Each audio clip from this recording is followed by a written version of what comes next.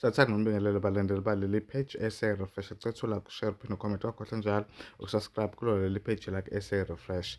Iy'ndaba ey'sanda ngena-ke namhlanje kuwumsombuluko ezokuthi-ke unkosikazi kaDanny K usedlulile emhlabeni.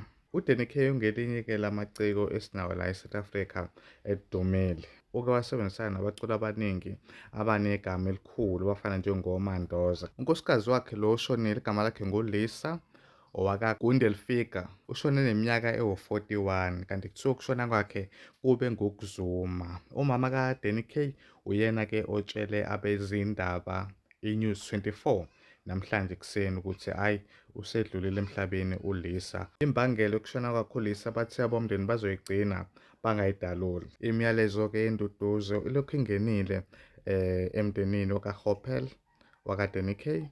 Nakuyena futhi uDanny K usaqhubeka nokwamukela imiyalezo yokududuzwa. Ngiyacela mlandeli waleli page ukuthi ulike, ushare, uphinde ucomment wakhohle njalo ukusubscribe kulo leli page leli SA Refresh. Sithi ududu kuDanny K nasemndenini.